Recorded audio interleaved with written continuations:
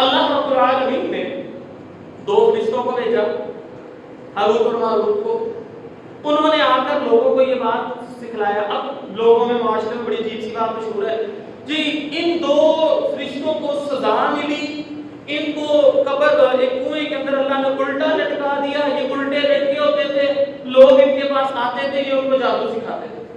تو میرے بھائیو یہاں پر یہ بات ذہن میں رکھیے گا، فرشتے اللہ کی ایک ایسی مخلوق ہے جو اللہ کی نافرمانی کر ہی نہیں سکتے. اللہ کے نبی صلی اللہ علیہ وسلم نے فرمایا اللہ رب العزت نے کتنے فرشتوں کی جماعتیں پیدا کی. ایک جماعت ایسی بھی ہے جن کو اللہ نے رکوع کی حالت میں پیدا کیا، وہ قیامت تک رکوع کرتے رہیں گے. ایک جماعت فرشتوں کی ایسی ہے جن کو اللہ نے سجدے کی حالت میں پیدا کیا، وہ قیامت تک اللہ کے سامنے سجدے میں پڑے رہیں گے، ساری زندگی عبادت کرتے رہیں گے. ایک فرشتہ وہ جس نے سور پھونکنا ہے، ہزاروں سال گزر گئے جب سے اس کو پیدا کیا ہے، اپنے منہ کے اندر سور دبا کے کھڑا ہوا ہے، نظریں اللہ کی طرف، دھیان اللہ کی طرف کہ اللہ کا حکم ہو میں اسی لمحے اس سور کے اندر پھونکنا شروع کر دوں. ہزاروں سال سے وہ سور اپنے منہ میں دبا کے کھڑا ہوا ہے. یہ ساری زندگی کی عبادت ان کی ڈیوٹی لگی ہوئی ہے. اس کے باوجود بھی کل قیامت والے دن اللہ کے سامنے وہ یہی کہتے ہوئے نظر آئیں گے اللہ ہم تیری عبادت کا حق ادا نہیں کر سکتے. تو فرشتے نافرمانی نہیں کرتے. جس حال میں اللہ نے ان کو پیدا کیا ہے وہ ویسے ہی ہے. اگر کسی فرشتے کو کوئی ذمہ داری لگائی گئی ہے، جیسے وہ دو فرشتے تھے، وہ لوگوں کو جادو سکھاتے تھے، یہ ان کو سزا نہیں ملی تھی، یہ ان کی ڈیوٹی لگائی گئی تھی. یہ ان کی ڈیوٹی تھی کہ انہوں نے جادو سکھانا. بہرحال یہ کیوں ایسا ہوا؟ اصل میں بات یہ ہے کہ لوگوں کے اندر یہ بات مشہور ہو چکی تھی، لوگ یہ کہتے تھے کہ یہ جادو دکھاتے ہیں نبی. تو اللہ رب العزت نے باقاعدہ ہاروت اور ماروت فرشتوں کو بھیج کر لوگوں کو یہ بات بتلائی. وہ لوگوں کو جب جادو سکھاتے تھے، لوگ ان کے پاس جادو سیکھنے آتے تھے تو وہ لوگوں سے یہ بات کہا کرتے تھے کہ یہ کفر ہے، کفر نہ کرو اللہ کے ساتھ. اگر تم اللہ کے ساتھ کفر کرو گے تو پھر ہم تمہیں یہ جادو سکھائیں گے. اور جن بندے نے جادو سیکھنا ہوتا تھا اس کے دل میں جو بھی اس کا مطلب پرستی ہو سکتی ہے، دولت اکٹھا کرنا مقصد ہو سکتا ہے، لوگوں کو قائل کرنا مقصد ہو سکتا ہے، شہرت مقصد ہو سکتا ہے، کوئی بھی مقصد ہو، جب وہ ان کے سامنے اللہ کے ساتھ کفر کرتے تھے پھر وہ فرشتے ان کو جادو سکھاتے تھے تاکہ لوگوں کے اوپر یہ بات واضح ہو سکے کہ جادو اور چیز ہے، معجزے اور چیز ہے. تو یہ بات اچھی طرح سمجھ لیجئے، کسی دو فرشتوں کو کوئی سزا نہیں ملی. کہ اللہ رب العزت نے اس بات کو واضح کرنے کے لیے ان کو بھیجا تھا کہ جادو اور چیز ہے، معجزے اور چیز ہے. یہ واقعہ ہے کس طرح کا اللہ کے امت محمدیہ سے بھی ملتا ہے. حضرت عائشہ رضی اللہ تعالیٰ عنہ کے پاس ایک عورت آئی، آ کر کہنے لگی مجھ سے بہت بڑا گناہ ہو گیا، کفر ہو گیا.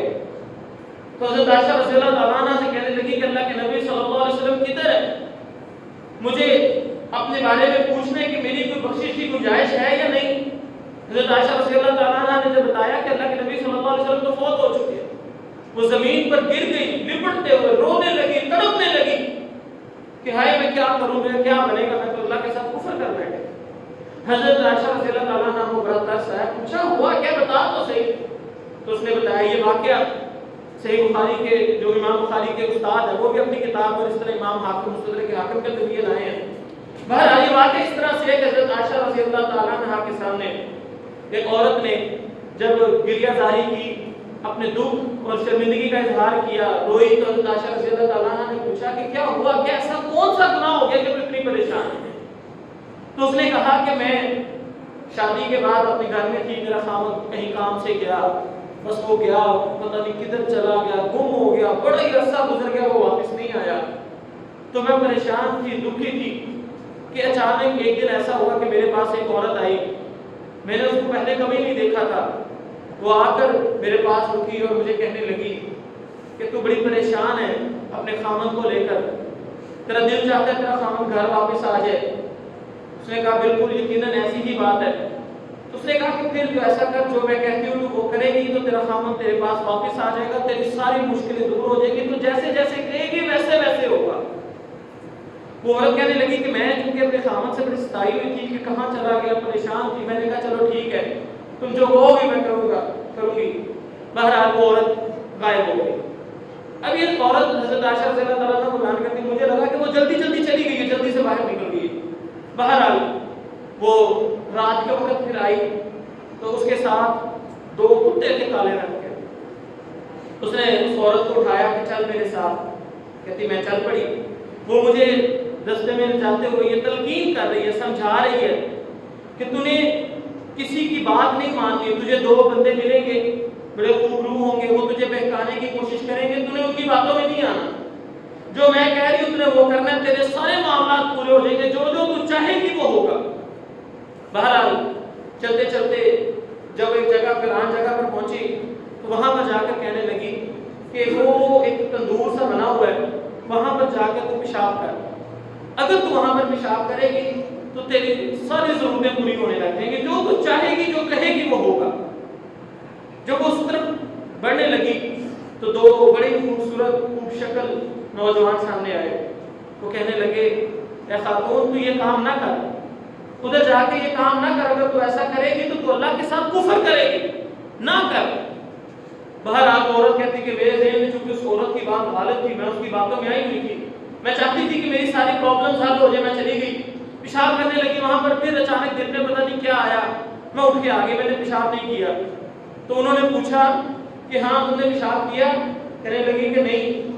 تو انہوں نے کہا کہ بہت اچھا ہے، تو نہ کر، اگر تو ایسا کرے گی تو یہ کفر ہوگا۔ کہتی میں پھر چلی گئی، ان کے روکنے کے باوجود گئی اور جا کے بیٹھی، پھر میرے دل میں پتہ نہیں کیا بات ہے، میں نے پیشاب نہیں کیا اور اٹھ کے واپس آ گئی۔